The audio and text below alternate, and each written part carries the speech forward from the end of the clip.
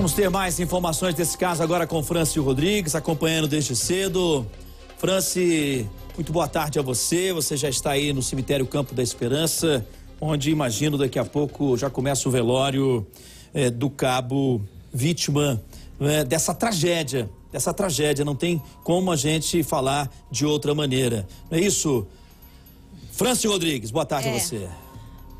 Boa tarde, Henrique. Olha, eu passei a manhã, como você falou, lá no comando da Polícia Militar. Agora a gente está aqui no Campo da Esperança, porque às 4 da tarde começa o velório. O enterro está marcado já bem para o comecinho da noite, entre 6 e 6h30. O comando da Polícia Militar passou um recado para a imprensa, um recado da família do Cabo Catarino.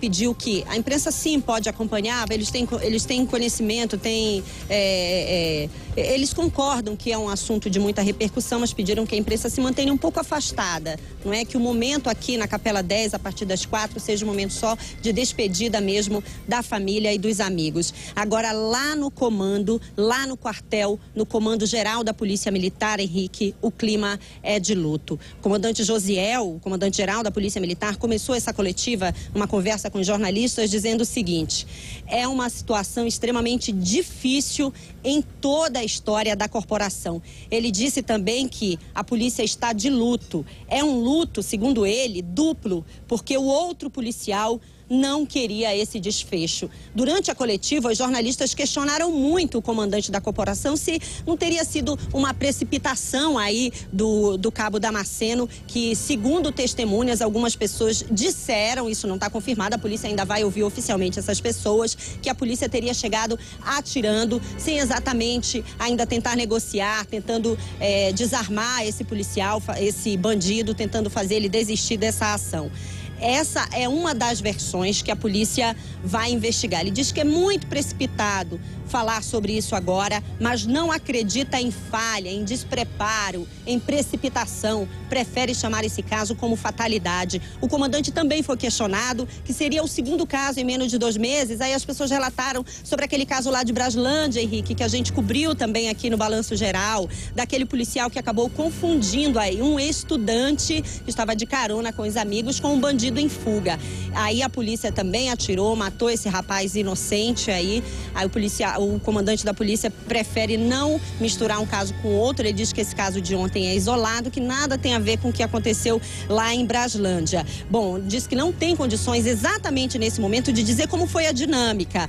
O Benício Garbaza aí deixou muito bem claro pra gente que o policial não entrou no ônibus, não é? Que ele esperou o bandido sair, e aí a gente questiona, será que não deu tempo? Era um momento de crise, tudo muito rápido, né? Não dá para pensar, não dá para raciocinar. Será que não deu para o cabo Catarino aí tentar se identificar para os policiais? Ele não foi reconhecido. A gente realmente às vezes não reconhece. Uma pessoa está acostumada a ver de farda, quando vê a paisana demora até a reconhecer essa pessoa. Bom, a polícia diz que por enquanto não é preciso dizer exatamente como foi essa dinâmica. O policial que fez o disparo, Henrique, como eu falei na reportagem, está sedado, porque quando ele se aproximou e viu que deu um tiro que acabou matando aí um colega de corporação, eles eram amigos, Henrique, amigos de trabalho, trabalhavam na mesma corporação, na Rotan, na Ronda Tática motorizada. Eles trabalhavam só em plantões diferentes, mas se davam muito bem. Cada um tem mais de 10 anos de polícia. Para você ter uma ideia, eu também falei isso na reportagem,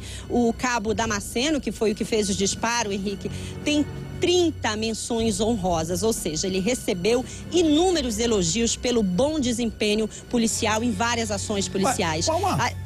Desculpa, Franci, te interromper. Uma tragédia, realmente uma tragédia. É evidente que a intenção não era essa, evidentemente que a intenção não era essa, não é? Mas precisa ser investigado. Eu sei que ao seu lado você tem a presença de um especialista. Vamos conversar um pouco mais sobre isso, por favor, Franci. Nós convidamos aqui para essa entrevista, Henrique, para entender mesmo, né? Nós somos leigos, né? A gente tem que respeitar a autoridade e o conhecimento das demais profissões. Kleber Monteiro, ele é o ex-diretor-geral da Polícia Civil, é especialista em segurança pública e se especializou também em situações de crise como essa de ontem, né? O senhor assistiu às reportagens, essas imagens exclusivas que a TV Record tem, não é? E aí, qual é a sua conclusão? A polícia diz que foi uma fatalidade. O senhor entende assim também, como especialista? Olha, Franci, boa tarde, Henrique, boa tarde a todos os telespectadores. A princípio, Francis, nós entendemos que é uma fatalidade, porque não acreditamos que a conduta da guarnição da Rotan que chegou fosse a de buscar atingir, principalmente atingir um próprio policial que estava ali também cumprindo o seu dever. É interessante que os dois estavam buscando proteger a sociedade e merece com certeza o nosso reconhecimento. Mas toda fatalidade tem que trazer ensinamentos para a gente. E daí é importante que a Polícia Militar pegue tudo o que for apurado nos inquéritos civil, no inquérito militar e transforme isso num estudo de caso.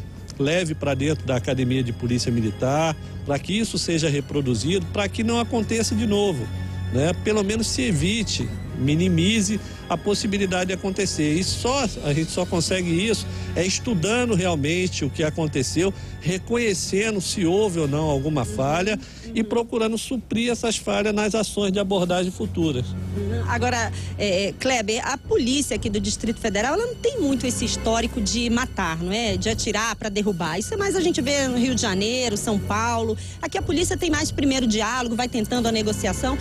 A tática é essa mesmo? Qual é a tática no momento de crise? Porque o que se viu, parece que ali ontem, era os passageiros, os populares, todo mundo na rua, era um cenário muito aberto. Normalmente o que se recomenda numa situação de crise é conter, isolar e negociar.